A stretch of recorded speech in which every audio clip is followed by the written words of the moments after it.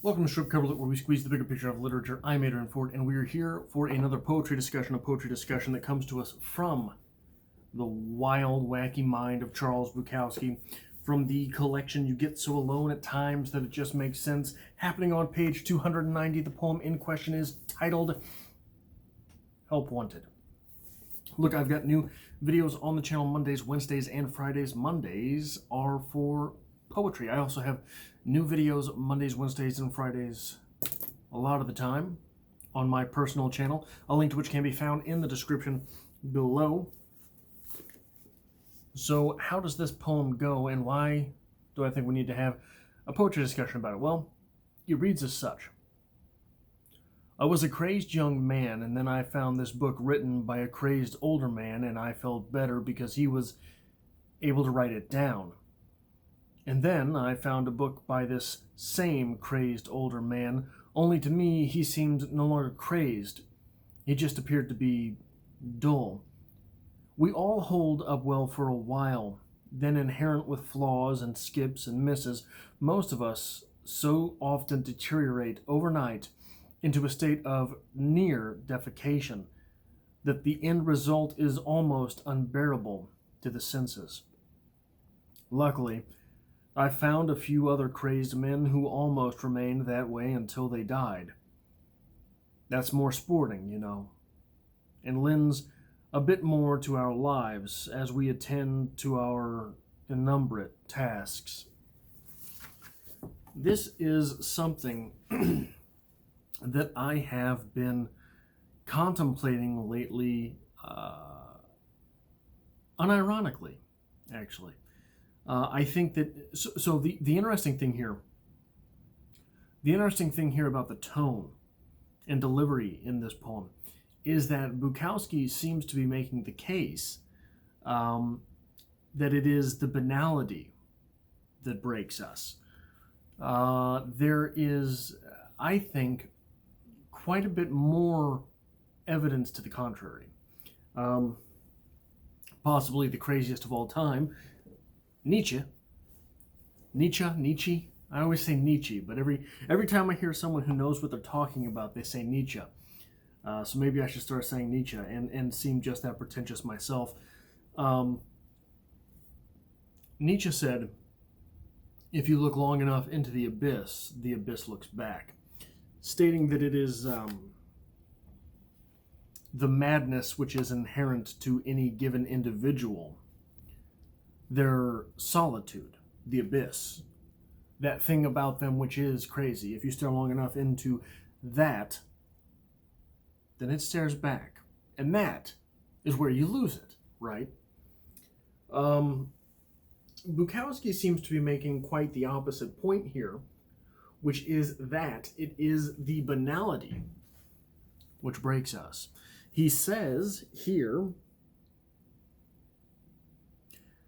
and then I found a later book by the same crazed older man, only to me he seemed no longer crazed, he just appeared to be dull.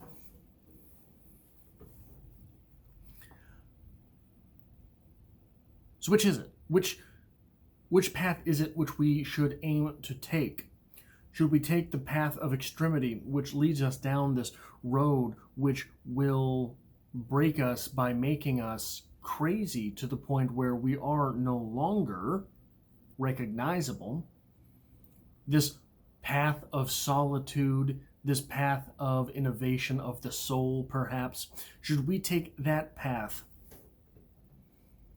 and follow it to its ends which make us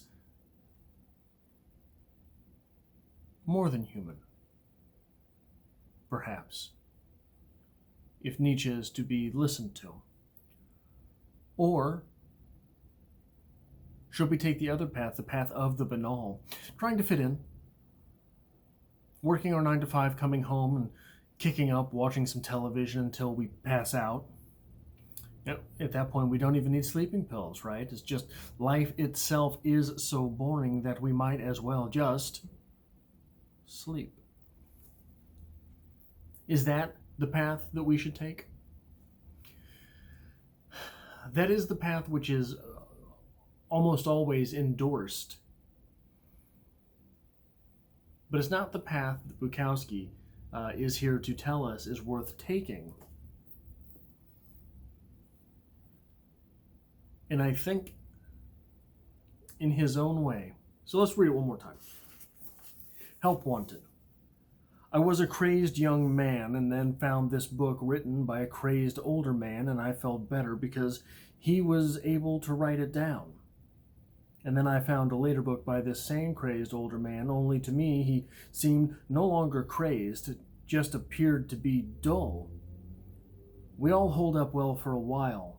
Then, inherent with flaws and skips and misses, most of us so often deteriorate overnight into a state of near defecation that in the end result is almost unbearable to the senses. Luckily, I found a few other crazed men who had almost remained that way until they died. That's more sporting, you know. That lends a bit more to our lives as we attend our innumerate tasks. This is definitely Bukowski endorsing the Nietzsche route. This is definitely Bukowski saying, hey, you're weird, but so's life. So be weird. Don't be boring. Christopher Hitchens said that, how did he say it? I'm not going to get it quite right.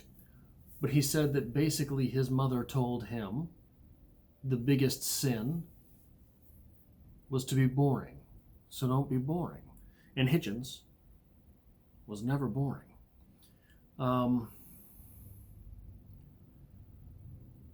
Is that the life worth living? Is it worth taking that alternate route, taking that route of independence, of solitude, of innovation, the route of difference, as opposed to the route of indifference, the route of unity, the route of togetherness, the route of society? It seems both paths break you. We never get that opposite side, that by, as Bukowski says here, if you lose that insanity, that insane edge which at some point drives you, if you lose that, you end up dull, which is a terrible fate. We don't get that part. What we often get highlighted is the people who do follow that route, follow the opposite route, who become innovators, who become deep thinkers, who become philosophers, who become individuals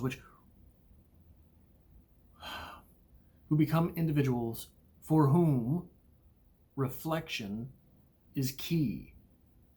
And reflection, staring into the abyss of the self, will break you just as surely as breaking into the abyss of anything else. I think this is why you see such a high rate of suicide in artists. That's why you see such a high rate of being drawn and quartered in philosophers.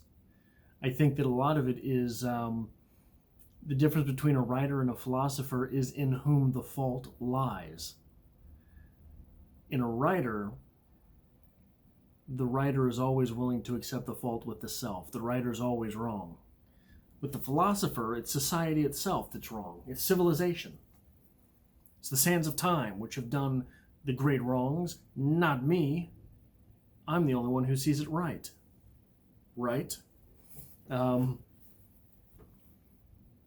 taking those paths is a very short way to notice those things which make you different from other people.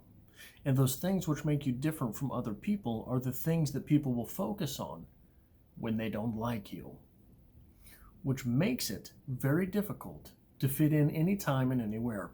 That is all that I have for this poetry discussion.